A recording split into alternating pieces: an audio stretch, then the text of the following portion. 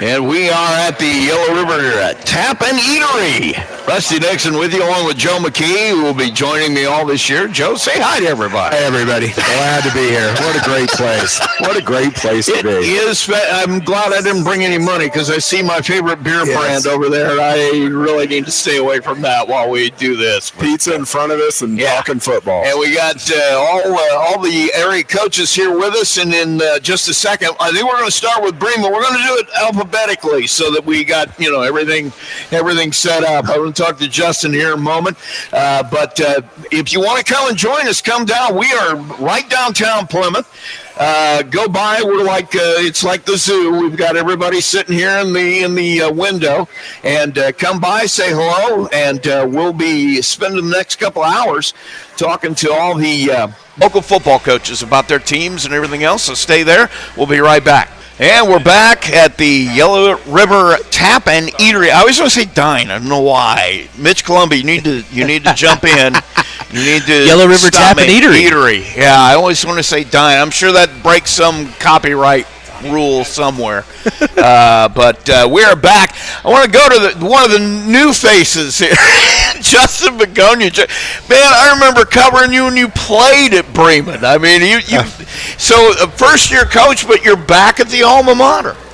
Yeah, no, I'm the rookie for sure at this table. So I'm looking to take any advice from the panel here coming into this football season.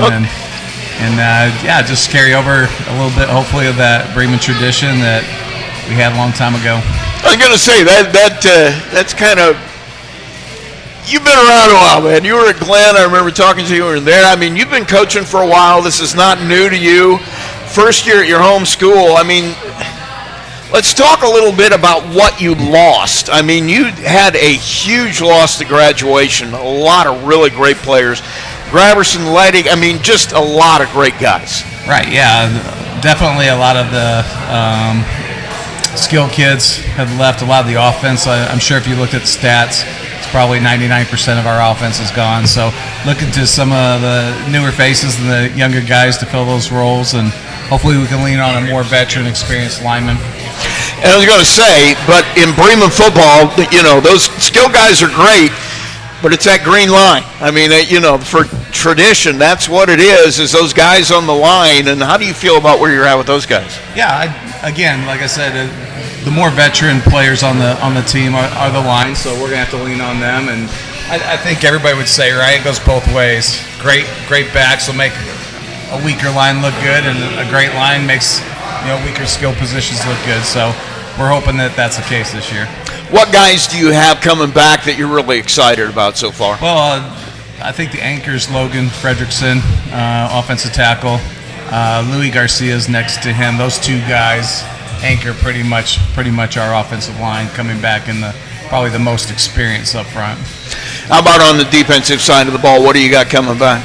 Well, it's really the offense and defensive line. The linebackers, I believe, maybe one returner, and in the secondary, I know we have Will Dowers coming back at the safety position, and then also Braden Parrish, and then everybody else will be first-time starters. So kind of like what you hinted to at the preview there, a lot of new faces out there, especially on both sides of the ball. New faces with you and with the kids. Are there going to be any changes in what you want to do, like so far as schemes on offense or defense? Have you changed anything? Right. I mean, I wasn't on the staff last year, so exactly. Yeah, totally. It's all new for them. So just kind of a culmination of, what I've done over the last 20-some years and then put together with the coaching staff, and that's kind of, for the kids it was all new. Yeah. How do you feel about where you're at? I mean, you've had a whole preseason now to go through stuff. I mean, how do you feel about what's going on? Yeah, I feel good about it. Not exactly the most ideal situation to come in the end of May, right, and have June, July to get to know your kids, to try to get off-season program. But we kind of got it together, and we'll have to see what we can put on the field Friday. What's been the hardest part for you so far? I mean, you got your it's not like it's a new school. You grew up in that school. Right, but the hardest part for me, right, is getting to know the kids. I mean, I haven't had no experience with them. Right. Could lean on some of the assistant coaches that came back, but for the most part, it's just getting out there and spending time with them. Everybody, the seniors are new to me, right? Yeah. So all these guys have established 3-year relationships with their seniors. I don't have that. So 2 months, it was kind of get in there as much as I could with them and get to learn what their strengths and weaknesses are and try to help them. How do you feel about how far you've come? I mean, you had a baseline, I'm sure, where you thought you were. I mean, where are you at now? Yeah, no, I feel good with what we were able to accomplish these last 2 months and to get ready for the game. Hopefully some of my experience kind of helped with that and having a little bit of tenure and direction with the assistant coaches as well as the players. What's been the easiest part for you so far? I mean, obviously, you're a veteran head coach. Has there been anything you've really enjoyed about this process? I mean, I'm an X's and O's guy. I love football, right? Yeah. That's what I do.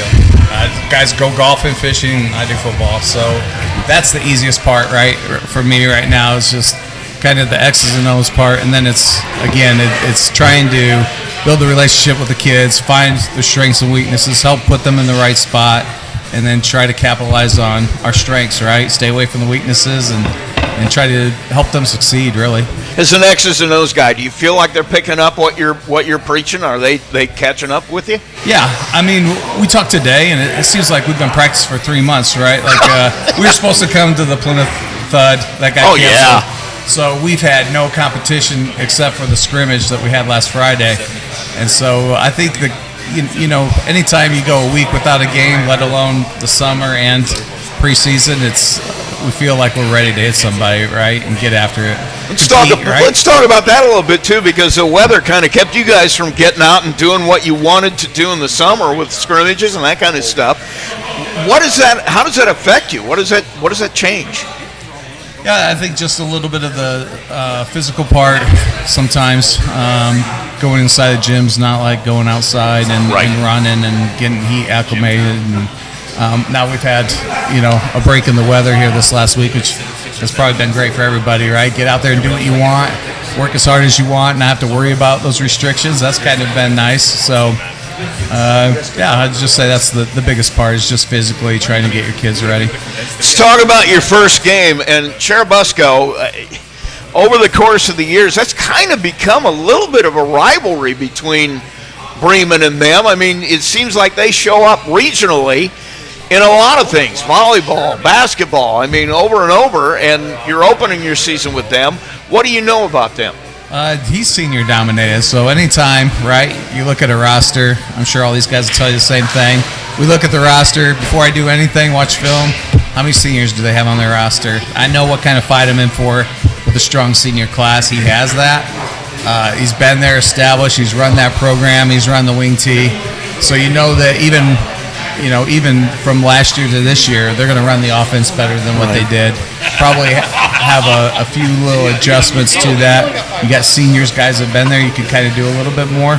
I expect to see, things like that. Do you feel like it maybe gives you a little advantage in preparation, the fact that you got film on them? You can go back and look at their players. Since they are senior dominated, you can see them in action. Yeah, and then, when you're looking at scrimmage film, it kind of paints a little bit of a picture, but not the whole picture. So you can look back at last year's film and see a little bit, like you said. I think maybe 2. He's, on both sides of the ball, he's got like 9 to 10 seniors starting on offense and defense. So those guys will be, they'll play like seniors, and we'll have moments where, our sophomores and underclassmen will play like sophomores and underclassmen. What do you want to see out of your guys on that first week? I just want to see, first of all, I want to see improvement as the game goes on. I think we'll settle, right? Get into that first series. I want to see our guys settle. I want to see the older guys lead out there. The most experienced, the game should be slower for them. So I want to see their leadership come out and be vocal with the younger guys and help them along. And then, just play hard. Right. I'm looking for guys that play hard and get after it. Right. I'm okay with mistakes. As long as we're going full speed, we'll handle the rest as it comes. Coach, thank you. We're going to take a short break. That's just a Bogunia from Bremen. We're going to come back, and I think we'll go to Andy Dorrel from CMA, if that's all right with you, Coach. All right, we'll be right back, and we'll talk some CMA football. And we're back. We're back at the Coach Mitch Columbi giving us some instructions here on how to hold. I had a strict dad growing up. He was very strict. It's by the book, fellas. We're by the book here. Andy Dorrel's going to join us here from the Culver Academy. Man, I didn't cover you when we were playing, but I think I was here when you first started coaching, 27 years? It doesn't seem like that long ago. You start coaching the children of your former players, you know you've been around for a while, and we've got a half a dozen of those on the roster this year. Well, and, I saw a picture of you guys on when you got them all in. And I know at CMA it's a little bit different animal because you don't really know who's coming back in until they get there. You got a lot of guys out. This is a big class, a big team. Yeah, in all my 29 years at the academy, this is the largest team we've ever had roster. We're close to 70 kids, and really excited about our younger players, and only 10 seniors. But of those 10 seniors, we really like those 10, and they're going to be major contributors for us this year. I think the interesting thing is I don't think people understand the fact that you can have a JV team and a real JV team. That means a lot to your program, and most parents or whoever isn't going to understand that. But that really builds what you want for going to the future. Well, we're going to find out tomorrow night because most of our JV players last year are going to be varsity players under the light tomorrow night. So really pleased with what those kids have been able to do in the off season. Nearly every player on our roster is a multi-sport athlete, so we rely a lot on our other coaches to help build competitiveness and toughness and grit in those guys, and we just take the athletes that we get and help them learn how to play football and be successful. You lost a lot of guys last year, a lot of really talented football players. How has that been in practice? Have you found guys to fill those voids? Well, the great thing about this group is they are this year's class, and really don't look back at what happened last year at this point. We're just going to look forward and build forward, and we got several offensive linemen returning. We got some skill guys returning. Didn't have a lot of Friday night experience, but they competed and battled in practice against some really good athletes last year, so we feel good about the opportunity these kids are going to have moving forward. Talk about some of the guys you've liked the most here as you've come into camp and things are starting to sort out. Who are the guys who kind of made themselves known to you? Well, from a coach perspective, I think our quarterback's done a great job in the offseason. From a dad perspective, I'm really proud of my son for the way that he's prepared, the way he's taken on a leadership role, and really embraced his opportunity. He was a starter for us last year on defense. He's playing quarterback for us this year. But then we've got Jack Cheney grew up in the Plymouth community, but he's been a tremendous asset to us, and so is Ainsley Ritchie is from Elkhart area, Goshen area, and he's came down in his second year at Culver doing a great job. But it's really going to rely on our offensive line, several returning starters, and Charlie Lawson's a big time player. He's 6'6", 320, and really excited about the opportunities he's going to have. Neil Marquell, Logan Hinton, then a couple of new guys are stepping in, and Connor Turner, Harrison Stanley, so a number of linemen that we're really going to rely on. But then our skilled guys we're pretty excited about, too, to see what they can do when they get the ball in their hands. Let's go back and talk about your son a little bit, because that kind of strikes a note with me, too, because I played for my dad, and I coached my sons. Well, I didn't. With me, it was a thing of, when you coach your kid, it's either going to be what I was always told. It's either going to be the best thing that ever happened to both of you, or it's going to be the worst thing that ever happened to your relationship. I decided I didn't want to take that chance with my kids. With me and my dad, it was the best thing that ever happened to me. Talk about that dynamic, because you're Coach Dorrel, but you're also dad. Have you been able to make those divides? I talk to him more than anybody else on our team, and so from that perspective, I get his read on what he feels the temperament of the team is, what we need, but then I also trust a lot of other guys. So I back up what his thoughts are with the other guys just to do a wellness check to see that we're on the right page. I can see what I see, but it's really about what the young men are experiencing and the opportunity they have to work together as a team and compete. I know at Culver it's a little bit different. You don't have the opportunity to spend the summer with your guys all the time. Right. Some of them maybe, but not all of them. You don't know who's going to come back. How does that affect the way you prepare for your season? At this point, we don't look at it as a hindrance at all. We just take what we can get, and we work hard early on, and we start from the very basics each year, and some kids progress faster than others, and those who progress faster are the ones that get slotted in positions quicker.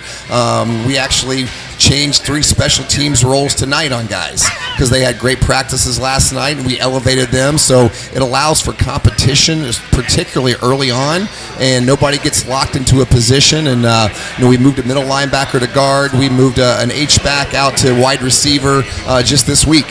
So again, trying to figure out what those pieces are, and we're not playing for a conference championship.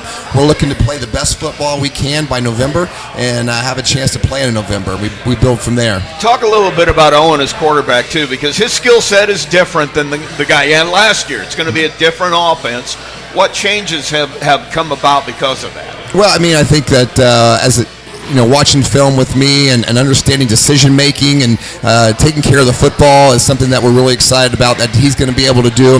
Our previous starter did a nice job his senior year. Yeah, he didn't do a nice job his sophomore and junior year, but we kept with him and stuck with him, and he did a good job last year. And I think that Owen's going to start at a higher level of what the coaches want from our offense and how he rallies the group around what our goals are for tomorrow night.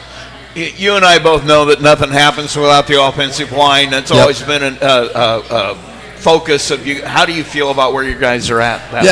Mike Hirschner does a good job coaching our offensive line. Andrew Melshin works in there as well, and we've got guys. We're a little bit of competition. We're moving guys around, trying to find that best mix, and we don't know what that is yet, but we think we do, and we'll continue to have guys compete and battle and just have a chance to get on the field. It's all about the get off. Right. We're going to get up tomorrow night, and we're going to be ready to go. And if we get off the ball, we're going to be fine. If we're a little bit tentative and hesitant, it's going to be a tough night. So when you get down in the trenches, just get off the ball. The one thing I've always enjoyed about watching you guys play when I have a chance to is your defense, because they just fly around. It looks like they're having fun. How do you feel about where you're at with that? Because I know a lot of the philosophy is fly around, get to the ball, cause some turnovers, cause some havoc. How do you feel about where you're at with those guys? All of our linebackers graduated. 2 of our 3 starters on the defensive line graduated. So, again, new faces, new guys that are just looking for an opportunity. We've changed up a bit. We're more of a 4-2-5 now and really like the way our guys are picking up the scheme, trying to be very simple with just a couple coverages and bring pressure when it's to our advantage, not necessarily dictated by what our opponent's doing. And that's the key everybody tries to do, right? Just call the game plan that works to your advantage. Right. But really excited about the younger kids that we have or that are going to be flying around on the defense. It's been a very physical camp for us. I will say we hit more this year during preseason.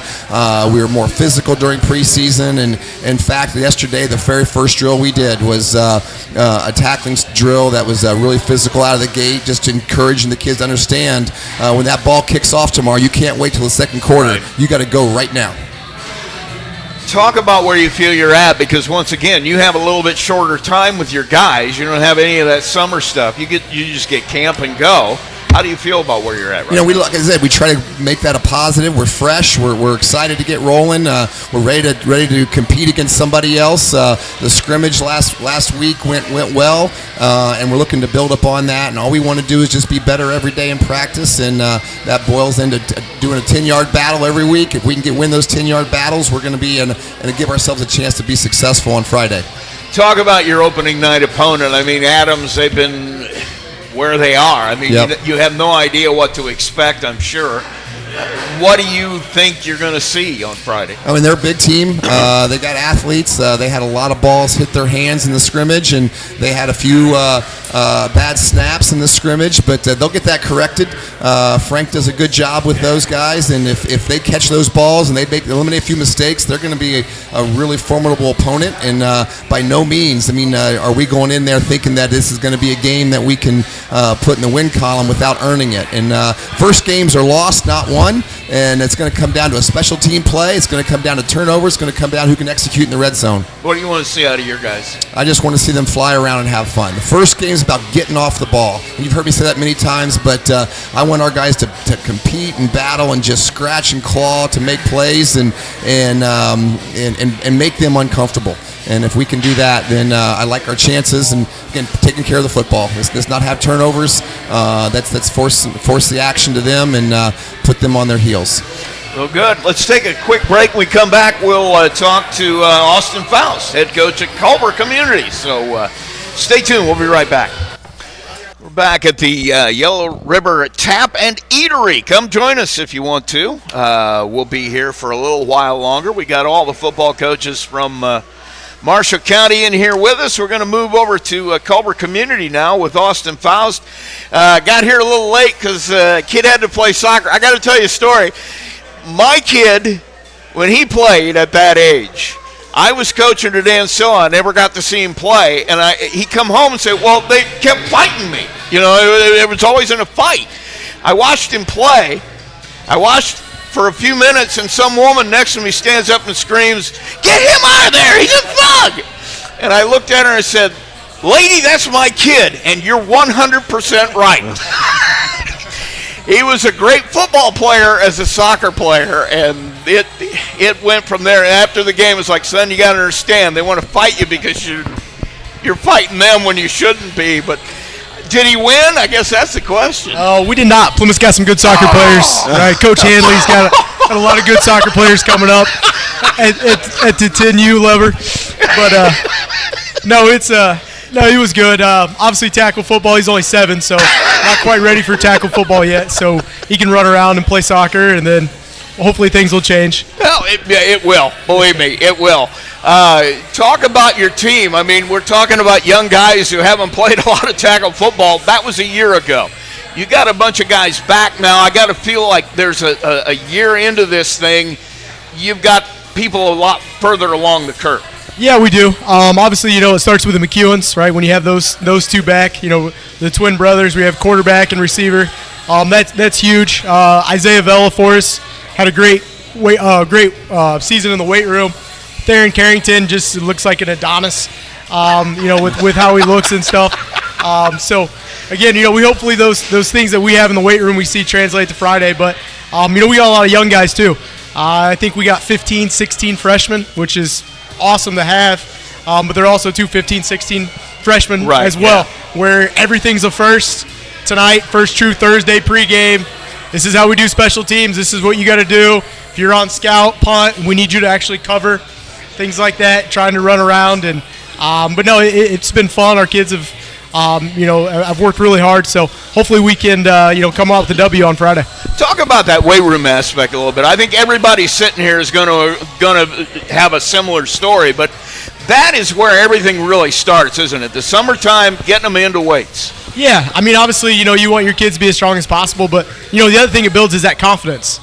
Whether that kid really thinks, he can move this guy, but he's seeing it, hey, I'm moving, we got probably 4 or 5 300-pound benchers. We got a lot of guys.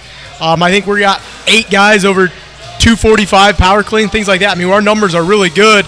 And, now you got that, you can see that confidence translating now, where last year, we didn't have that, where if we weren't moving guys in the scrimmage, last Friday we weren't getting blown back, kind of stalemating and just kind of fist fighting, and, we'll take that. Talk about how you feel about where you're at. I mean, you got a mix of young guys, obviously, and old guys. How has that been? Are the older guys kind of taking them under their wing and saying, look, this is where we got to be? Yeah, we got a great senior class. Probably the best senior class I've had since I've been there, as far as just true young men.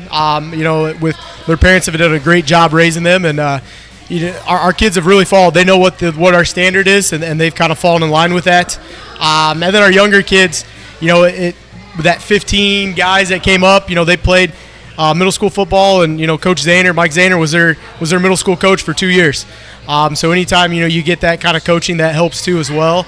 And I told Mitch last night on the radio show, I wasn't sure what I was going to get in Coach Zahner. I didn't know what he was as a coach, but he did a good enough job. We're going to bring him up at the varsity level this year. I have him on the sidelines, so we're things are good right now, right? So hopefully we can roll into Attica tomorrow and come out still happy.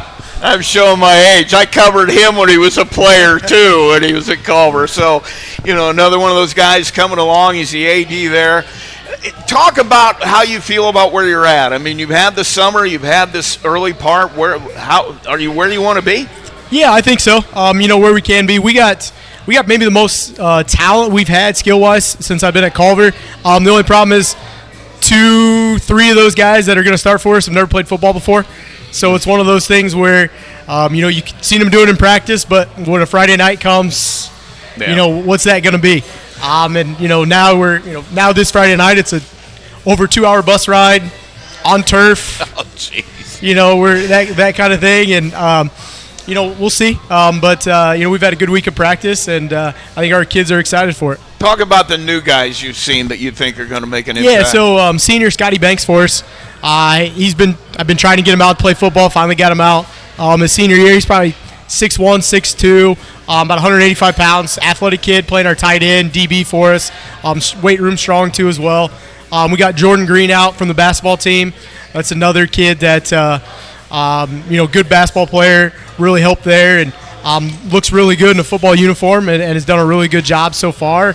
And then freshman Colton Falk. He's going to be a two-way starter for us as a freshman, and done some really nice things as a scrimmage. As the summer started, he had those middle school things where I can do this, and I made plays in middle school, and he's watched some film and things and figured out that you can't do that now that you're a freshman going against seniors. And he played really well Friday against North Miami and Manchester. We talked about doing your job, tackling the fullback on midline, tackling the fullback. Did it every single time. And if we were sitting here in June, I would have told you there's no way he's tackling the fullback on midline. But we got some good young guys. Biggest thing though is we're gonna have a JV season, something we haven't had in Culver. And, I don't know long talking with Coach Zahner when he was the coach there. They never had a full JV season, so we got full six games right now. So that's something too. Obviously we're excited about Fridays, but those Saturdays and Mondays, right, a little bit longer as a coaching staff, we're excited for. That makes a huge difference in your program. And I know that it's hard to sell parents and kids sometimes on that, but giving them bites they can chew so that they're not out. There are some guys who just aren't ready to face a senior football player. No, you're exactly right. And sadly, the last couple of years at Culver, we got guys that are 3-year starters that should have been probably starting junior year. Like, this is their time kind of thing. And, they got thrown to the fire and did the best they could do. But, hopefully we reap those benefits from the experience. But, no, our freshman class are, really excited to play JV. I don't think we're going to have that worry where it's a Friday night, why am I not getting in kind of thing. Excuse me. They're ready to play on Mondays. And, and they've done a good job kind of figuring that out. And they've gave us a great look at practice. I don't know. Sometimes maybe it gets overlooked, but, for the last 2 years, we've had coaches playing scout team. Or, when you're doing it, you're like, hey, there's a guy here, there's a guy here. Yep. And then there's 4 fat coaches on the D-line. We had Mitch Columbi at corner one practice, right? And so our quarterback, right, we were picking on the weak link at corner, things like that. But, it's different now. Now we got guys playing fast, and our varsity guys had to kind of adjust to it. Now in practice, like, this is how we go. So I think it's going to help for a Friday. Talk a little bit, too, about the fact, some of these guys are replacing key players at quarterback, at, middle linebacker. You got most of those guys back, don't you? That's got to be a comfort level, too. We graduated about, probably 4 guys, and those 4 guys, David Height, Tony Summers did a lot for us in the skill game, and Binion as well, and Logan Caldwell up front. But, we got our quarterback back, our tight end. We got, 3 out of the 5 starting linemen back. So, there's a lot of familiarity and things. And so far it's shown. I mean, just a different vibe right now from the summer on. Let's talk about Attica a little bit. That's the first game. What do you know about them? Anything? Yeah, obviously they've been struggling, but this is I think the first year in 6 years that they've had a coach come back for year 2. Makes a big difference. And you can see it has. If you go from the scrimmage last year to the scrimmage this year, their kids are playing faster. There's a little more confidence. You can tell with them. So, our message to our kids have been, we can't give them any hope. I mean, they've had all summer to feel good about themselves and spin everything and positives. I mean, they scored 17 points all last year in 10 games, and in the scrimmage they scored 2 touchdowns. So I mean, they're going to be fired up and positive, and our job going down there is we can't let them have any hope right from the get go is what we're telling our kids. Your schedule doesn't help you either. I mean, you got Triton and LaVille, and you got North Judson. I mean, you got some heavy hitters in there. You don't get a break. No, we don't have LaVille. I'd be really getting on my AD on that one. What are we doing here? But yeah, no. If you look at our schedule, I mean, it opens up obviously our 2 conference. We go Attica, West Central, but then we'll finally get a home game, but it's we got Triton right there coming back, from a sectional championship appearance, and I do think our HNAC is maybe one of the best small school conferences as far as 1A of what you have. North Judson's got a kid going to Ball State, so you have D1 talent. Obviously, this doesn't happen all the time. You got Jack Kaiser playing well at the Jacksonville Jaguars, and doing well. And the things that, our conference kind of went through. Yeah. North Miami's rolling. We saw them on Friday. They look good. And then you got Pioneer that won 8 games as well. And Castens didn't lose a whole lot. Winnemac got a lot returning. I talked to their coach last night. They got over 40 guys on the roster. So he said he's sitting at 42, 45, something around there. So it's if you go down, there's not much gimme, right? It's you got to be on, and the coaching staffs too as well. Don't we have a lot of confidence builders in that schedule? That's for sure. That's right.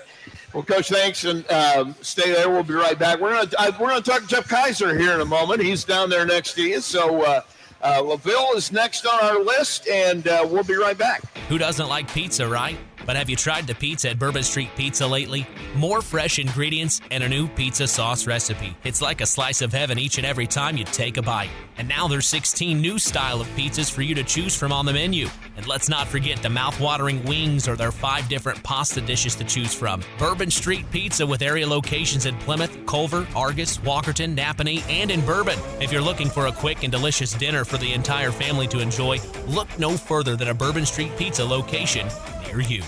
Culver's Portside Marina handles all water and recreational needs. When it comes to pontoons, Godfrey leads the industry in performance and quality, and Portside Marina has them in stock. From Sanpan, Aqua Patio, Sweetwater, and Monaco pontoons, if you're looking for a family boat, Culver's Portside Marina can help. Discover the evolution of the wake boat through luxury models offered from Centurion and Supreme Surf Boats. Yamaha Wave Runners and Kawasaki jet skis are on the showroom floor waiting. Located at 514 West Mill Street in Culver. Stop in or call them at 574-842-5000. Culver's Portside Marina. And we are back. Thanks, Joe. I knew I was here for a reason. Well, we haven't heard from Joe yet today. I will say this. He's soaking it all in. Well, I told you this when I met Joe earlier. When I do Eastern time games, I sometimes am able to catch the tail end of your game if your game's going long, and I just think you guys do a really good job together. How long have you been broadcasting games together? God, 10 years? We've been together for a while. Quite a It's been while. a lot of fun. Yeah. Well, what are you looking most forward to this season, Joe? The variety of the games I'm going to be able to watch. Because we've always done the Plymouth games, and now we're doing the Marshall County games, and I'm really looking forward to seeing some of these other teams. So I'm really just absorbing all this because I'm learning from the coaches here. And you put together a good schedule for Max this year. Well, I tried to. It's kind of my job, so I try to do a good job. But thank you for saying that. Oh, of course. I appreciate that. Well, I got to learn from somebody. Oh, good Lord. Jeff Kaiser joins as head coach at LaVille. Third season, man, does it get any easier as you go on? Or No, never any easier. Just even more challenging because you put more pressure on yourself, and then it translates to your coaches. But it hasn't gotten any easier. Let's talk about your team coming in. I mean, you lost some key parts. You lost your quarterback. You lost some key players. You got some good guys coming back, though. Yeah, I mean, we lost definitely key elements to what we were doing, but you lose those guys in November, so you have all off season to develop and start putting some things in guys' ears, moving some guys around, and kind of see what their attitude and mindset is with that, and a desire to want to do that before you even put a helmet on. Right. And if there's not a desire, find out why. Are you a team player? Are you a me player? So, and we started getting after right away. Talk about some of those guys, because, I mean, you're going to have to plug some people into some key positions. What have you seen so far in the early going? I mean, there's been some good things. I mean, like any coach sitting at the table is going to say, we look good at practice. Until you get on those lights and truly see a war, you're confident in your guys. That's why they're there, right? But, the biggest thing is I like where we're at. We had a good scrimmage. The team we played was down, but I felt we didn't go to their level, which is a very positive when you have some new guys out there. So that aspect of it, we rallied. We played well at times. We got a little consistent there. I do like where we're at, but I know Friday night we're going to be challenged. How do you feel about where you're at, too? Because, I mean, going all the way back to when Will took the program over Hofstrasser years ago, it became defense. I mean, if you didn't want to play defense, you probably couldn't play LaVille football. That was what it was. How do you feel about that this year? Is that tradition going to continue with those guys on that side of the ball? Well, Rusty, we didn't find defense last year in the playoffs. I'll be honest with you. If you watch the games, I think our defense is taking a step this year. I think we have plugged some individuals in some places to be successful. Now, obviously, a lot of that was a result of their work in the weight room. Some developed a little more. There's been some pleasant surprises that hopefully that surprise carries through for 48 on Friday night because, like I told some of the younger guys, their worst game will be this Friday, because you show you get better. Right. And weather the storm, good or bad, we'll coach you up, believe in what we're doing. And then you count on your seniors to bring them along when chips are down, and I'm the type of guy, like, if I feel a kid's in a fire pit, I'm going to get him out. I'm going to talk to him a little bit. I'll put a guy in or spin in there, right? I don't want a young kid to fail because then he fails right away. He's going to shut down. Yeah. And the thing with the young guys is there is a JV team, right? And you don't have to think like that's where I should be. Or you don't have to go home and talk to their parents and mom or dad saying maybe you should be playing on Saturdays, because then the switch goes off. The fire's not so much there. So just got to count on your seniors and your upperclassmen that have been there to say, hey, let's go. Let's live and never play. You got to give them bites they can chew. Bottom line, I mean, you can't ask a guy to step above and chew more than he can take. Right, that's it, and that's coaches. That's all of us coach. We try to find that chemistry and what is his extreme, right? And we asking too much of them. And if we are, why? And if we can't figure that out, then we need to move guys around a little bit to balance that out. So you're absolutely correct. I mean, it's we all play young guys, and that's what keeps traditions going in programs to be able to do that. Talk about the guys you've seen so far, and who's impressed you the most? Well, I mean, Braden Switz at quarterback, making the move. He battled last year and did a really good job. Just, he had Zarnecki ahead of him, was pretty good. Right. So him playing fullback last year, he got to understand a little more of the offense, which is helping him. He settled down quite a bit in that scrimmage, which was a pleasant thing to see. I mean, first start. I mean, there's always butterflies. There's always the ants. You want to make the play, right? But got the game come to you. Braden Foster up front. I mean, everybody in the area knows who he is. Has played him. He's just an old school, hard-nosed football player. Kate Hernandez up front as well. Had a really good, his best summer he's ever had. He's figuring it out as a senior finally, and he's seen the result on the field. We got Cole Stafford in the backfield. Last year Cody Allen went down, and Cole came in, played very, very well. One game he had 5 touchdowns, and he was a backup. So the luxury of that, like we've talked to him, is, you've seen success on Friday night, even though you weren't a starter. Like you got it, right? And he's been on my defensive side, so he's been on the field on Fridays. It's just carrying that load. Right. Connor Amore's back from a devastating leg injury last year. He's looking pretty good. Dylan Miller, the kid's a junior and hasn't even played it down yet because of injuries, and we got him. right now, heading into tonight, we got him for tomorrow. So hopefully nothing happens pregame. But funny story to him, we were scrimmage, and we pulled him out, and he's coming to me. He says, Coach, I want to go in. I looked at him, and I said, we have like 4 plays left with the ones. I said, you have not played a Friday night down yet, right? He looks at me and says, you win. So we're excited for things he might be able to do. And I mean, I could sit here and talk. I mean, if I can't talk about 22 guys, there's something wrong. Yeah, because they're all doing something right. Talk about Foster a little bit, because he's on everybody's radar. I think we had your game with North Judson, and he had an outstanding game on the defensive side of the ball. He's on everybody's radar as a preseason All-State candidate. But the one thing I've noticed with you guys, you've had those guys in the line before that get that press before the year. They seem to not really pay much attention to it. Is he one of those guys, too, or he's more interested in the guys around him staying focused? And yeah, he's a classic old school guy that back when there was none of the social media and everything else, like, just put the helmet on and go play. Yeah. People are going to know me by my number and my helmet. I'm going to do it with class. He's a great leader. I mean, great leader, 3-sport athlete. Just one that you wish you had about 10 more of them. Just because, not so much that he's better than the others, he just does the right thing. Right. You know, if you know, you got to have those coaches on the field, and he does that. I mean, he knows what's expected. Talk about your schedule isn't going to be very easy as well. I mean, you open with Triton, correct? Yes. And then, of course, you got Judson after that, Central Noble, Bremen, Tibby. I mean, that conference is not easy. No, but that's what prepares you for November. And that's what we preach to our kids. Get better every day, win every day. And if you didn't win, why didn't we? Because I guarantee there's something you did right today. Or tonight, whatever it is. Like, you could be down on yourself, but there's something you did right. And the first thing is you're respected enough that you put that helmet on and jersey on and go out and represent. And so, that schedule is rugged.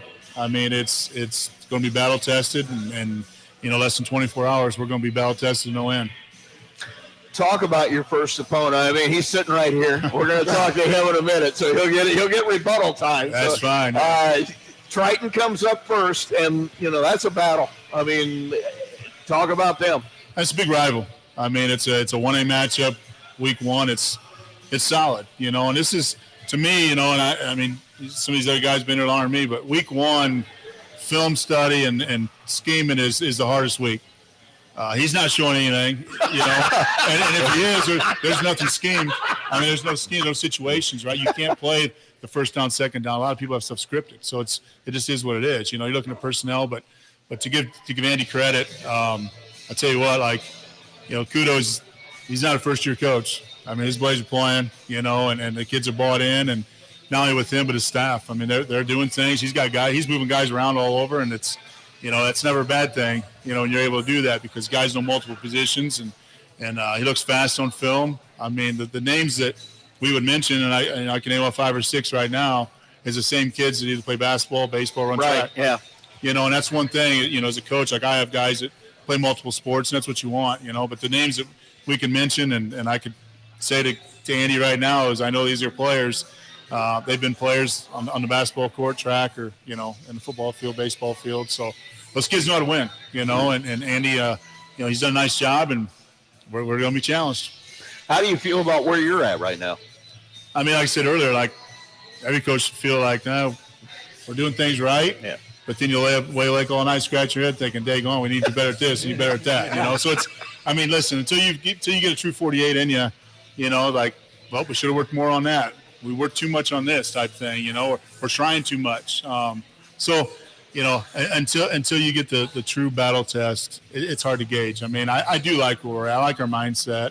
When your culture's there and the kids know what's expected, I mean, they take a little pride, a little chip on their shoulders. So, like I said, in 24 hours, we're going to find out. What do you want to see from your guys? A win. Obviously, other than that. Okay, well, thank you. That's it tonight. That's going to do it from the Yellow South guy. Drop the mic. That's it. I was making sure I wasn't going out of time. You're fine. No, I just want to see them play hard. A lot of heart, a lot of pride.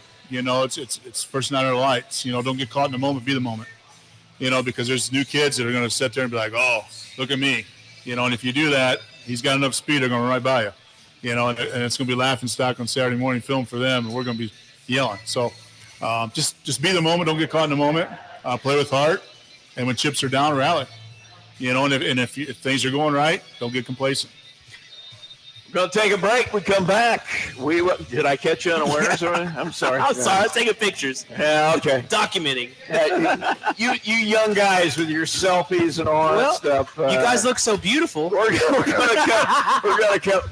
Good Lord.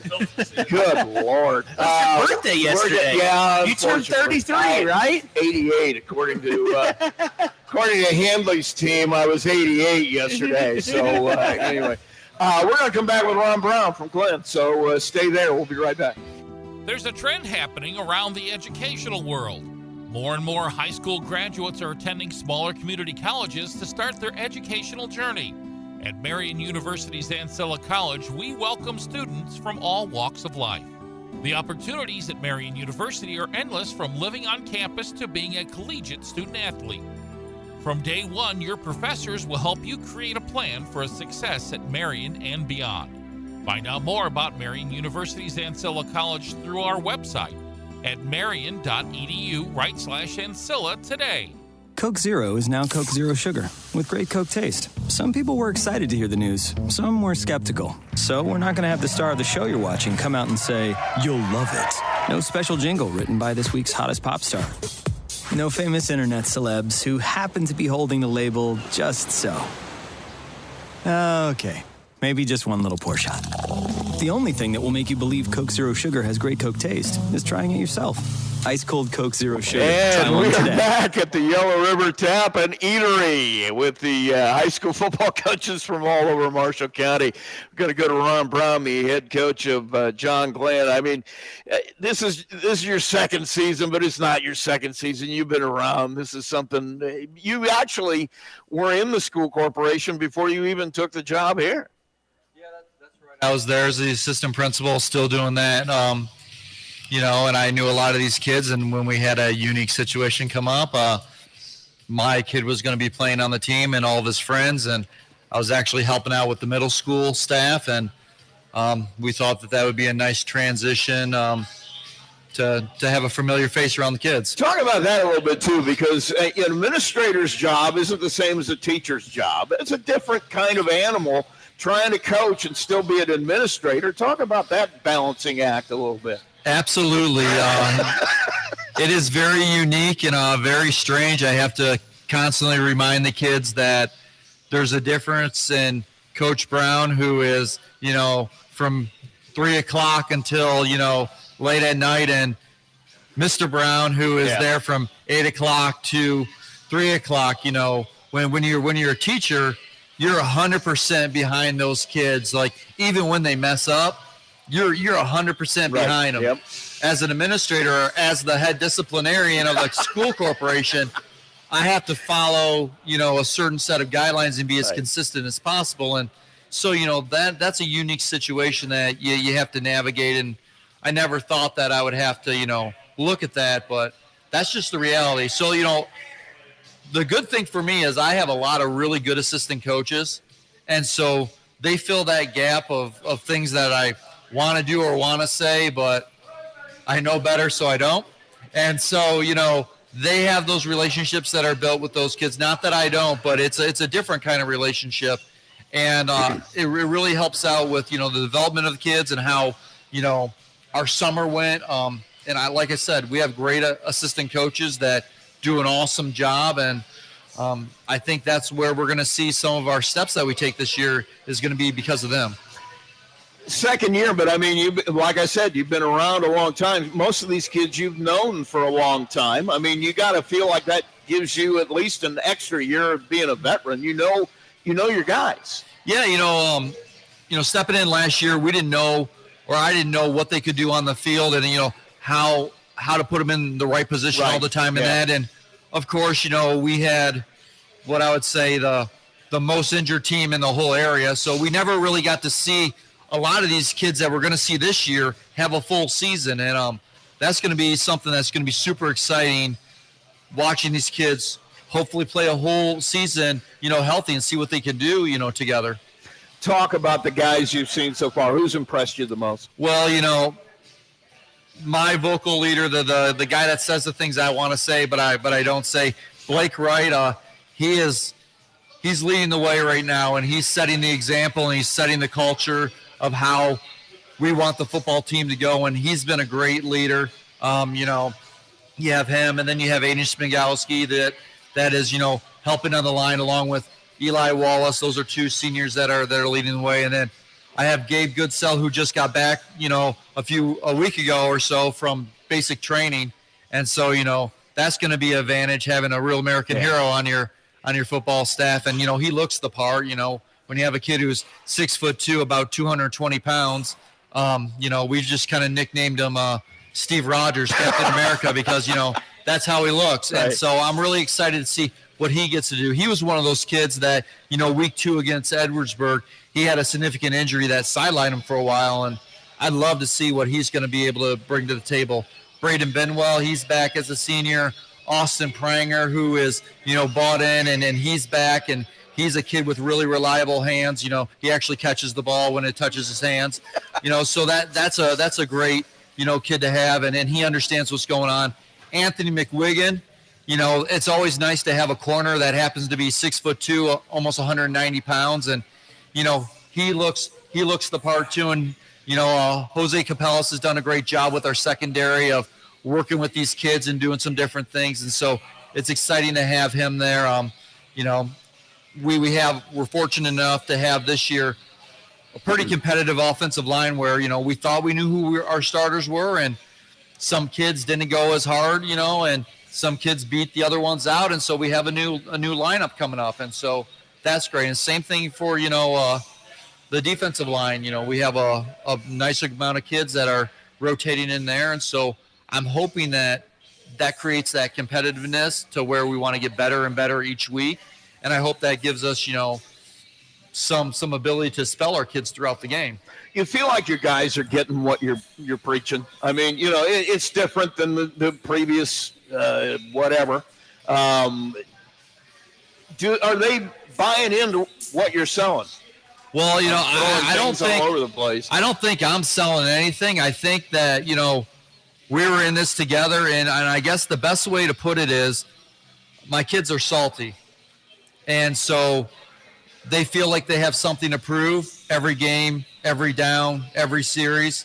And so that's what they're trying to do, and they're trying to do that at practice. Our practices have been great. They've been pushing each other. Hasn't been coach-led. And so, when it's not coach-led, you have a chance to maybe do something interesting. And so the way that they feel about it is that everyone expects to beat them. Everyone thinks that they're going to mess up in that, and so they've taken that to heart. So, one example that I can give that all the coaches here will understand is last year when we checked Huddle and how many kids were watching Huddle, we had about 12 kids watching Huddle. So when we checked Thursday, we had 38 kids watching Huddle. And now we don't have 38 varsity kids, but we have 38 kids watching Huddle because they want to be able to, get on the field, because we fly a drone at practice and we go back and say, we called this here, you didn't do this here, look at how you're blocking here, you didn't do that. And it's not a argument. This is what it is. And so by doing that, we've created that competition, and I think the kids are feeding into that, and it's led by them. That's the big difference. I mean, when coach says something, it's like Charlie Brown's teacher. Well, there he goes again. But when, your own guy is in your face and telling you stuff, you listen to him. Yeah, I think you're exactly right. I tell my kids this example all the time. I had a kid when I was at Triton, and I tell him, hey, don't juke multiple times. It's one juke up the field. We went up, and we were at Bishop Chatard when Michigan came down. And so Jim Harbaugh goes up to Delano Shumpert, and he says, hey, man, you're really fast, but if you just juke once and go upfield, this is going to be a lot better for you. And so after we were done, he comes up and he said, Coach Brown, you know what? If I just plan and go upfield, this is going to be better. And I was like, yeah, I've been telling you this for years. And so, sometimes they need to hear it from someone else. That makes a difference. Talk about opening night. I mean, Boone Grove, that's become kind of a tradition for you guys to open with them. Talk about them a little bit. Yeah, Boone Grove, they're big. Like, they're really big. Like, they have a number 77 who's 325. They're probably lying because he looks more like 360 or something more. He's a huge, massive, human being. And then, 64 is big coming off the edge. 62 is huge.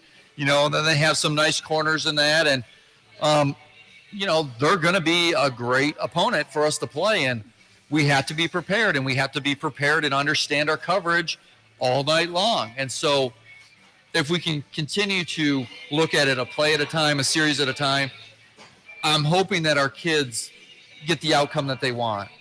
And so, it should be a very competitive game. You're going to say they have that kind of a team. You don't quite know what you're going to see, because some years they have had just they have that one back or that one guy, and they're outstanding. And then other times, maybe not. But I mean, you got to prepare for them the same way, no matter what. Yeah, absolutely. I mean, they're situated in a location where they can get kids from Crown Point, they can get kids from Valparaiso. I'm not sure what other schools are right around, but they can pull some kids, and then the kids that are in Boone Grove. So they have athletes. They have beautiful facilities. There's not a reason not to go to that school. Right. And so you got to prepare that they're a good team, and they are a good team, and I expect it to be a battle Friday night. How do you feel about where your guys are at? I mean, like I said, they're buying in. They're the ones coming up to me this year saying, hey, we watched film, and this is what I noticed here, and hey, we sat down at the lunch table and we had all of our guys write out what their responsibilities are in each play, and the older guys are holding people accountable, and we're not just putting on a uniform and hoping that we're football players. We're actually trying to be football players. And so that's a difference. So I feel good with what they're trying to do.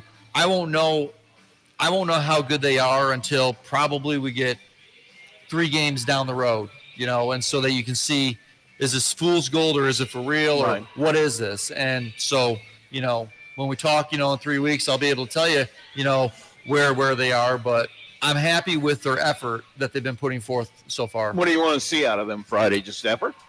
I don't want to just see effort. I want to see a violent football game is what I want to see. Plain and simple. Our community is a hardworking community. Our community has tough kids. And so I want to see them line up, look at the kid across from them, and I want them to smack him right in the face and then do it again and again and again. And so that's what I want to see on Friday night.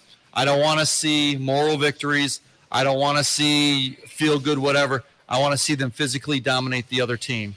And if they can do that, then hopefully that'll set us up for a very physical, very tough conference that we play in. Because if you're not prepared in the conference, the coaches and the players and the traditions of those schools, they will beat you. And, that's where got to respect your opponent, got to put forth the best effort possible, or you're going to be disappointed come Saturday morning. Let's take a break. It's Ron Brown from Glenn. We'll come back, and I don't know. You guys want to fight over who's left here between the two? We'll figure it out. It'll be either Plymouth or Triton, so hang on. We'll be right back.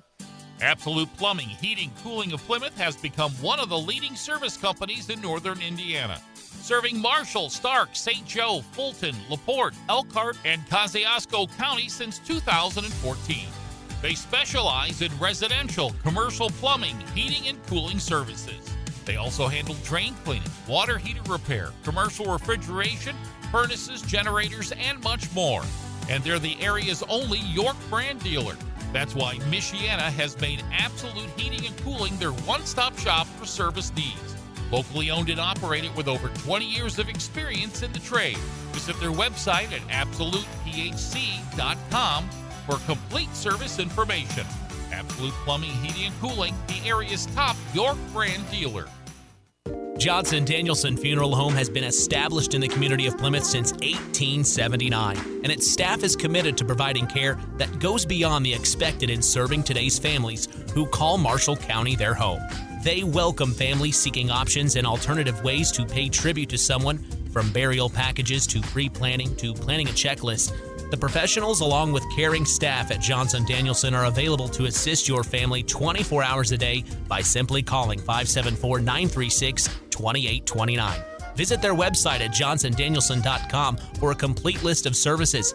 Johnson Danielson Funeral Home. Service beyond expectation. Back at the Yellow River Tavern Eatery. Andy Barker joins us. You guys fought it out.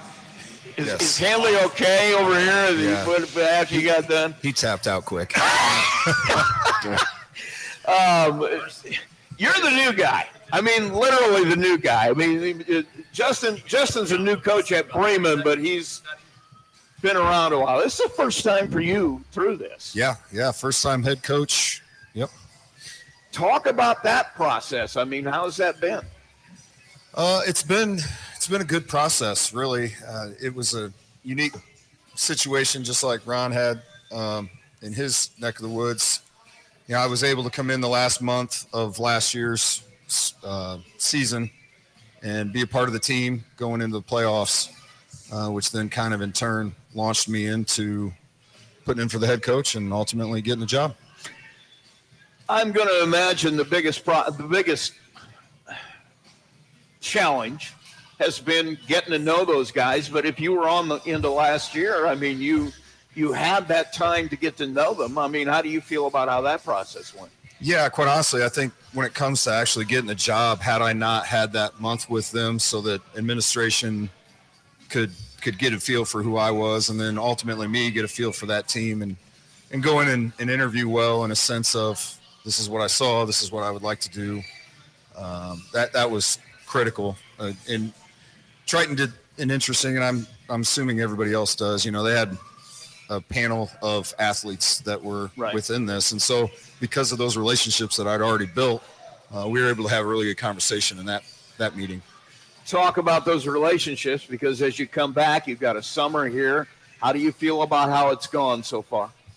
Yeah, it's gone well. I mean, you look at last season and you lose a kid like Dante Workman. I mean, amazing special athlete that I would have loved to have on this year's team. But and some of those other seniors, his leadership skills as much as his talent. Quite honestly, he was that guy. Yeah, he was both amazing athlete and leader, and those are rare. You know, diamond in the rough kind of kid. But the process moving into this season, as I'm sure you're aware, we're pretty senior heavy, and you know, Bremen was talking about that, and so you know, I'm blessed in that sense. But they also have to learn me while I'm learning them, and you know, I think out of the gate there was a lot of uncertainty, so we had to do some healing inside the community, and then you also had this outside entity coming in, and then given my true career field, I think they had this sense that I was going to come in and be kind of a drill sergeant-esque person. Yeah. You couple that with, you know, my role when I was at Plymouth was I was the loud, yelly guy. And I think you can count on one hand the number of times I've yelled since I took over in January. So, you know, that's just not my role in this particular place. Talk about the guys that you've seen. I mean, obviously you got Gage Riffle back, probably going to take over that quarterback spot. You got a couple of really great running backs. You got the cupboard isn't bare, I guess is what I'm saying. Yeah, like Jeff mentioned, you know, we're super blessed in that. You know, this isn't a rebuild. It's very much a reload and step in and do the best you can. You know, Gage Riffle will be at quarterback, and as Jeff alluded to, you know, he's our point guard over there, and so real well known young man, great athlete, fast. And then Jaden Overmeyer at tailback. I think he was a 1,300 yard rusher maybe last year. Very strong athlete, pound for pound, fast. I mean, our whole 4x1 team's on the football team, so our speed, like Jeff said, is certainly what we're leaning on this year. Have you made any changes? I mean, obviously, new coach, new philosophy, new way of looking at things. Is it still going to be pretty much the same offense and defense we've seen? No, when it comes to X's and O's, I would say we're probably closer to Plymouth at this point in time when it comes to offense. More of a power spread, gun, buck sweep guy. That's something new that we didn't have at Plymouth. But, yeah, we're more spread out. In fact, Jeff, I'm coming out 5 wide tomorrow, buddy. You should go home and prepare for that one. Yeah. No, it's zero personnel. Yeah, zero. So no, we're going to look different on offense with a lot of the same foundation. I didn't want to completely come in and revamp because it's not a rebuild. Right. So some of the terminology that they had from last year, I tried to steal and make it a part of our offense. Defensively, we're probably sitting in a 4-4 so that they can learn how to play defense in the manner that we're looking to play defense. What guys have impressed you so much so far? Our starting middle linebacker, Colton Reynolds, is unlike many young men I've ever been around. He's a wrestler for us. So he's just got that. I think Jeff said it about one of his guys, it's more of an old school kind of guy where it's just, yes, coach, and he'll go do it. And the thing that impresses me more about him is that when I first got there, he was very much a lead by example young man. Right. And I've been pushing him hard on being more verbal. And just within this last week, man, he turned the switch on, and it's been awesome. We at Triton, because of the character-driven thing, and you've heard me talk about this before, which I think is a lot of the reason why I was hired. I'm constantly talking to the boys about what's your response. You can't control the things that are going on in your life a lot of the times, right? So you have an event. The only thing you can control is your response, and then hopefully you gain the outcome that you're looking for. So I'm constantly in the boys' ear about what's your response to this? What's your response to this? And I think they're starting to learn. It's funny when you get in these programs that we all have as coaches our things that we say. And so when the boys are joking around about in the locker room, because I talk about above the line and below the line behavior, and they're like, coach, that's above the line, or they'll hit you on the hey, that's below the line. You've hit a nerve when they start talking about it. Yeah. Talk about where you feel you're at right now. I mean, you've had a summer and so far in the fall. I mean, how do you feel about where you're at? The team's coming around. You always have those beginning of the year jitters, which now are substantially higher, that I'm the head guy, and the fact that I am walking into a really good program. And you hear, in fact, our superintendent was just talking about the other day, we've been good for a long time. How do we go from good to great? And so it's that attention to detail that really comes with who I am, I suppose. But the team itself, like, as long as our boys can communicate and execute their particular job within the mission or the play, we'll come around. I think it's one of those, you got to get your pad set on Friday night, especially week one, just to really get that feel. Okay, I'm going to give you a chance. Hey, Coach Kaiser, you can take notes here. When you look at him, that week one opponent, what do you see? It's funny. I was talking to staff the other day, and the last time I was up against LaVille was in 1997, and they were my opening game. And so now here we are, opening game of the season. The tradition up there is amazing. I joked with my wife. I'm like, maybe I should go up on duty and stop in there and see Michael Edison and my old my FTO, which is field training officer, is the head, security guy up there, Kevin Coops. I'm like, as an intel, I could probably go get something out of those guys, but I haven't. Just for the record, haven't done a school walkthrough in LaVille this week. I didn't figure that was appropriate. But yeah, man, I mean, their line, I think, when you look at film, is their strength. They got some dudes up front that it's like, I can have all the speed in the world, but if I can't get those guys blocked, this is going to be a long night. What do you want to get accomplished then on Friday? Well, for me, and Coach Handley can attest, I'm an attitude and effort guy. Like if your attitude is in the right spot, it generally drives your effort. And then, of course, the boys naturally with me, they're constantly getting that violence talk. Like, look, this is a violent game. We want to do things the right way at the right time for the right reason. But when that ball drops tomorrow night, it's about being violent and fast. And that's okay. Embrace that and be a part of that. Our culture in the United States has kind of gone away from that, very much so, to where it's almost taboo to embrace that. Well, I would argue here in the Midwest, we've been a little insulated from it, but we got to get back to accepting that. Again, that's inside the gridiron, right? You're going to be good men outside the gridiron, but inside it's okay to be hardcore. We're going to take a break. We're going to come back and talk with Adam Handley. Coach, thank you for talking to us. Yes, sir. And we'll be right back. McDonald's restaurants in Plymouth and Bremen, Indiana are now owned and operated by local residents Bill and Flo Bolt. Bolt Enterprises are proud to own and operate all 4 McDonald's restaurants in Marshall County. Become part of the McDonald's family today with Bolt Enterprises McDonald's. Your morning, it deserves more than just coffee. It deserves Big B coffee. From velvety lattes to our famous sweet foam cold brews, every sip is brewed with love, laughter, and a splash of fun. All first responders and veterans receive a free brewed coffee and 20% off their entire order. Students and teachers receive 10% off with a valid school ID. Have the best day ever by stopping in to your family favorite local coffee shop where every cup comes with a smile and every day starts brighter. Stop in today and let's make it a big day. Big B Coffee, have the best day ever, located on Columbus Drive in Plymouth. Who doesn't like pizza, right? But have you tried the pizza at Bourbon Street Pizza lately? More fresh ingredients and a new pizza sauce recipe. It's like a slice of heaven each and every time you take a bite.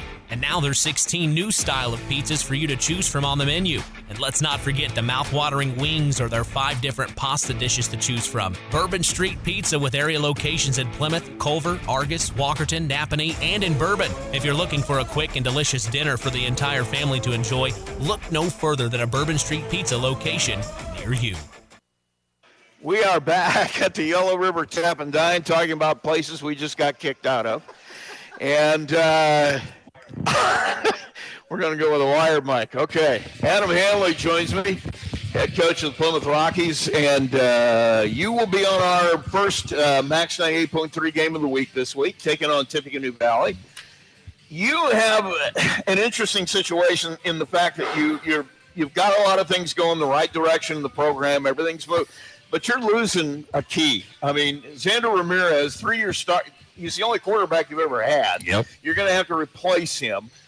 I feel like talking to your coaches and to you feel pretty good about the options you have. Yeah, I mean, Xander was the real deal. I mean, he was our team the last 3 years, and we built our offense essentially around him with what he did, and it's tough losing him. I mean, he's up at Triton University right now competing for some – he's actually kind of competing for a running back spot, so it kind of shows what colleges coaches see him doing for them. But, he was great, and taking over for him is Ben Shively. And Ben's been in the program since his 8th grade year and running our stuff since 8th grade year, and that's the best thing that we've had is we've kind of installed that thing down at the junior high and tried to build it up so that they're running, some continuity and all that kind of stuff. The thing with him, though, is, I mean, you're talking about a completely different skill set. I mean, like you said, Xander is probably going to be a running back if he plays college football, and that's what he was. He's a running back who can throw. Ben's a quarterback who you might want to run every once in a while. Yeah, I mean, he's a baseball player at heart. I mean, he's a shortstop and got a quick release. Definitely not nearly as big as Xander and that aspect, but he's definitely going to be – it's going to be a little different, I would say, is the easiest way to get around it. And we've kind of evolved what he does best. This year, obviously, Xander was, like you said, a lot of run first kind of stuff, and Ben is more of a kind of a quick game. Hey, take a hitch if it's there. Quick game RPO type stuff, and he's doing a fantastic job right now doing it. Talk about your offense, because you lost 2 senior. Well, I mean, you actually lost them early in the year last year. 2 senior wide receivers.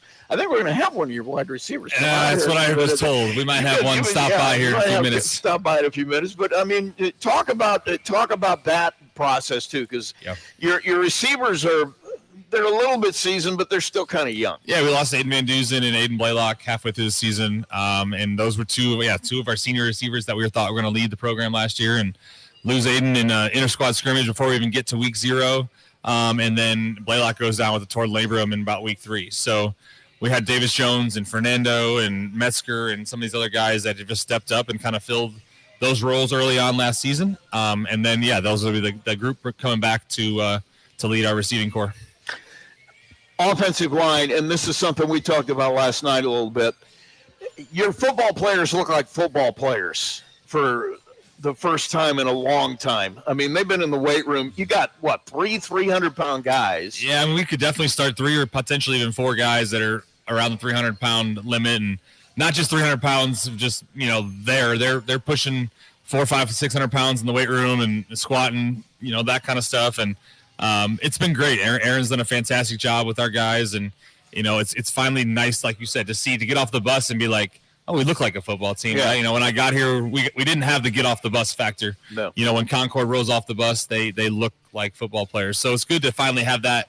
But again, that's only half the battle, and then we got to get to the point where we got to finish, that kind of stuff. Obviously, with an offensive lineman, the simple fact of the matter, I mean, we talk about this too. On defense, you can put a 300-pound guy in the middle. As long as you can't move him, he's doing his job. But if he's on the offensive line, he's got to move his feet and move people. Yeah, and which is kind of wild. Two of the four for sure have really good footwork. And I think that's why they're playing offensive line and not defensive line for us. But ultimately, I think that, again, that's a lot of the stuff that Lutzinski's doing, does a lot of the agility, a lot of the speed stuff, and they're not just 300-pound guys that are, like you said, slugs that don't move. So we're really blessed to have a couple guys like that. And, again, a couple of them are seniors, so it's nice to get them out on the field as well. Well, I didn't say slugs, but something along that line. Let's talk about your defense. Have you made any changes there? You lost a heart of your defense as well. Your middle linebacker is gone to graduation. Yeah, we lost Carter. He was the quarterback of our defense, so we lost essentially both quarterbacks out there, and Carter's playing at Triton as well. And he played in the North-South All-Star game for us this year, which is kind of a cool experience. And I got to Coach Scriven, and I got to coach in that, which is fantastic as well. But, it's tough replacing him, but the benefit we have is that Brady Coffin came in as a sophomore and started taking reps when he wasn't necessarily probably ready because of Carter having an injury and things like that. So another year, and then he got to play with Carter last year. And then now he's taken over kind of that role as our quarterback of the defense. So he's not brand new, obviously, but he's more in the, the signal caller role for our defense now. Is there anybody that has caught your eye here in the early going? I mean, somebody who's coming in that you think is going to make an impact? Yeah, I mean, obviously we've got like I said, a couple offensive linemen that are kind of fighting for spots right now. Obviously we had Carson and Sosa on the left side last year, and they're coming back. But then the rest of the offensive line is kind of competing for spots. Yeah, Alex Diaz has been competing, Jacob Olivares, Carlos Carrillo, and some of those guys, and Hudson Davis. They're all trying to compete for spots, and it's nice to have that competition aspect. And Finn's back in the backfield, and I talked about the receiving core already with Davis and Fernando and Metzger, and then another younger guy that played quarterback for us last year, Christian Kruzmaller. He's gonna get some reps at the receiver position. And then Josh Gibbons came back. He didn't play last year, played as a freshman, but didn't play last year. Is going back for his junior year to help us out in kind of our H-back position role. And then defensively, we got a lot of same guys, moving some guys at different positions. Ethan Hall is going back to linebacker. He played D-line for us last year. Lathan Cotton, Owen Verhage are linebackers. O'Leary, Madrano, Kaz Hunt, Tatum Woods, and Barrera are all the secondary guys. And then up front is John Kleindentz and Birchmeyer and Hudson Davis potentially, and just a lot of the guys that we've seen the last couple of years contributed on our JV team. Yeah, John Kleindentz he's a crowd favorite. We do. We love watching John play. He jumps off sides now and then. Way too many times. Yes. But then again, I will live with those eventually, unless it's fourth and He's got a motor. The motor is a good way to put it. Yeah, there is no stopping that motor. Absolutely. We love it too. Talk about your schedule too. I mean, it's the NLC. You got Mishawaka. You've got Northridge. You got Northwood. I mean, Warsaw. I didn't even mention them because I try not to mention them at all. Being a Plymouth guy, but talk about that. I mean, every night out, like these other guys. I think like football conferences around here, HNAC is one of the best. I mean, you've got a lot of great football being played in this area. Oh, no doubt. I mean, I would challenge that we're probably one of the toughest 4A, 5A conferences in the area, and definitely in the state with teams that play. I think if you look back at the last 5 years, maybe, and we've had a team 3 out of those 5 years playing for the state championship game from our conference, which is a testament to the NLC. And then we don't have any non-conference gimmies either. Right, we open with Valley tomorrow, and Columbia City's in week 2. So those are definitely not gimmies by any means, and they're going to test us before we even get to the NLC slate. So it'll be fun, that's for sure. Let's talk about Valley. I mean, once again, we talked last night, the Valley brand. I mean, it's, big guys that are going to punch you in the mouth, basically. That's what they've been forever. Yep, it's Death Valley. That's what they talk about it. Death Valley is Valley, and they live by that motto. And Steve's done a great job down there. I mean, they're big, they're fast, they're strong. Their weight room. I mean, our weight, strength, and conditioning guy came from Valley, right? So everything he's doing here, obviously, he did down there before he left, and they've continued that on. And they always, like I said, that Valley brand has been there. And they were there when I was down in Wabash. We played them every year when I was at Wabash in 2018 and 1920, and they're gonna be very physical and very big. So it's a good time, that's for sure. What do you want to see out of your guys? I mean, I wouldn't say we competed well in the Mechanical game for whatever you want to call it, 3 quarters, half a game, whatever. Yeah. We need to figure out a way to play for 4 quarters. That was one of our biggest things last year. We would compete for a half, and feel like we're in the game, and then third, fourth quarter, or one quarter out of the 4, we didn't necessarily compete. So I mean, and if we do that, I believe anybody on our schedule, we're in ball games, and if we're in the end of a dogfight, in the fourth quarter, then, I'll be happy. And I like our chances in the end. I mean, we had two games last year where we came out on top with a 1-score game in the fourth quarter. So I think our kids have done a really good job kind of owning up to that and expecting, to win close ball games. So we just got to make sure we're in the ball game at the end. While we're here, we're going to bring in somebody who knows you. This is somebody we just talked about a few minutes. Jose Fernando, come on in, man. Talk to us a little bit. Why don't you interview your own player here? Oh boy. So Jose, senior year. What do you want to expect out of this senior year, big guy? I mean, I really just want to see us win. I mean, we played some good games. We had a winning record last year, but to me, that's not good enough. I mean, I've battled injuries throughout my entire career. I just got cleared about 2 weeks ago off my ACL surgery, so I'm ready to play. I mean, I'm excited to be back. I'm excited to have a new quarterback with Ben. He's a lot of fun. All the skill positions, we really talk a lot and we communicate. So I feel like on that front we're a lot better. And up front, I mean, we're working things out, but I like your guys up front. Yeah, I love them all. Good answer. Good answer. You listening, you never know. There you go. So you work here at Yellow River Tap and Eatery? Yes, sir. How do you like that? I love it. I mean, I really just wash dishes, so I'm always in the back. I put my head down, listen to my music, but. Is that what you do when you're on the field too? You got the earbuds in under the helmet. You're just head down. That's why he's got soft hands. Yeah, I'll let Don dish up. He's been watching. Nice and easy. Benny throws the rocket at him. We got nice soft hands. We're good.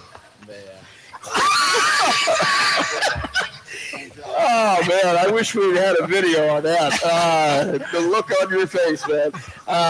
But that's got to be tough balancing that because you still got schoolwork to do. You got football practice to go to. I mean, that's got to be tough. Yeah, definitely. I mean, like, especially on today's like today where we had morning practice, so I had to wake up around like 5 o'clock, went to morning practice, went to school, then we had film after school, and then we had team dinner. And I love team dinner, man. We most of the seniors we sit around a table. It's just a good time. It's a good environment. And then I left team dinner, came here, and I'd be lying if I said I wasn't tired, but so anybody would be, man. I'm tired, and I didn't do half of what you did today. But yeah. Well, man, thanks for joining us. Let's bring your boss in here for a second. All right, this is Tim Harmon. Tim Harmon. Oh, okay. Why don't you interview your boss? Come on, man. You can talk. Here, take that microphone and talk. Interview your boss. What do you want to say to Tim here?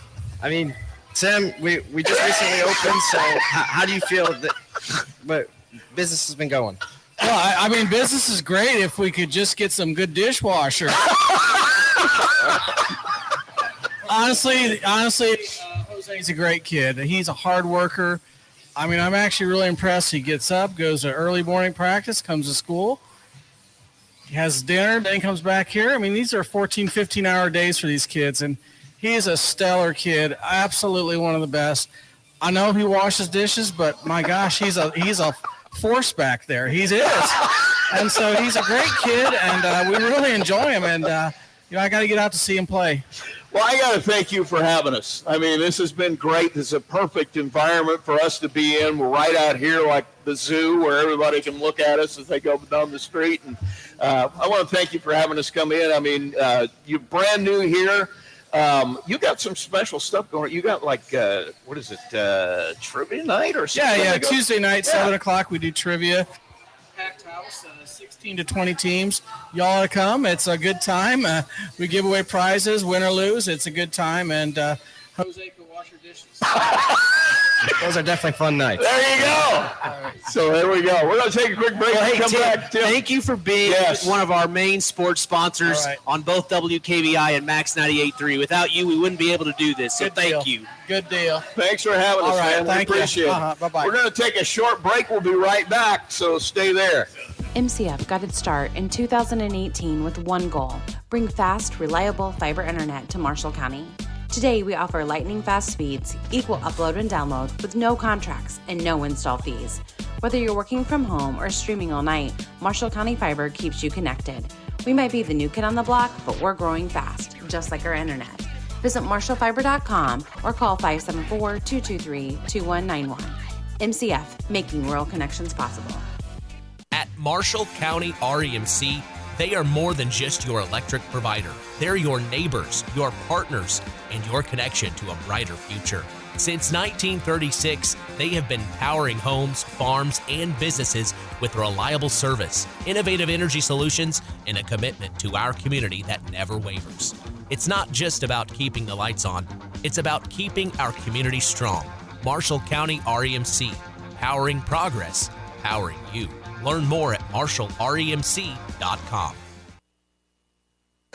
And we're back, the Yellow River Tap and Eatery. And just to want to sum it up, guys, you got any words of wisdom you want to leave everybody with here, or anything at all? Yeah, I just appreciate Andy Dorrel from CMA, all that you guys do to cover high school football and sports in general. I know we're all got a little hole in our hearts for our friend Tony Ross. And last time we were doing this, Tony was here loud and proud, and just thinking about what he meant to this area and high school sports. And it's great to see you guys picking up that banner and carrying it for Tony. So thank you for all you do to support us. Well, thank you guys for being so open. I mean, you make my job easy. I mean, I can't even thank you enough. Being open and available makes my life so much easier. So thank you guys all for that. Thanks for being here. I hope you enjoyed the pizza. Tried to get the beverages put on the bill, but that didn't quite work out the way I wanted it to. So anyway. Wait, what? Yeah, What? yeah.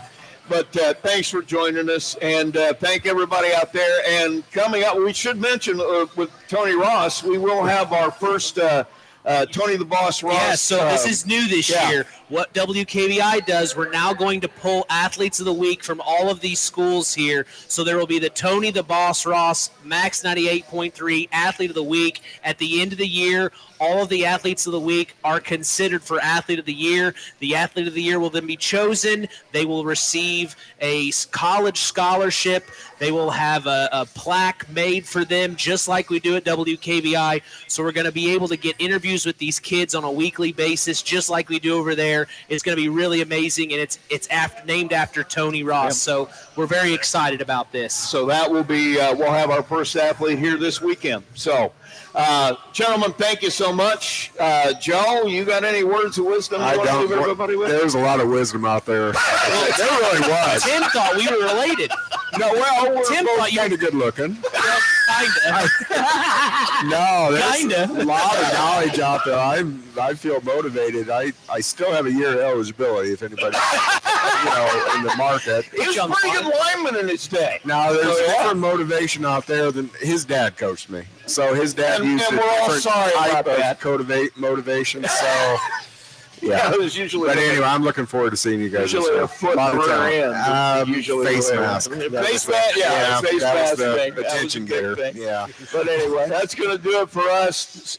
Mitch, thank you for helping me. Thank you, absolutely. And thank you to all you for listening. And join us tomorrow night, 6:30. We'll have our pregame 7 o'clock kickoff, Plymouth and Tippecanoe Valley, the first Max 98.3 game of the week. And we'll talk to you then.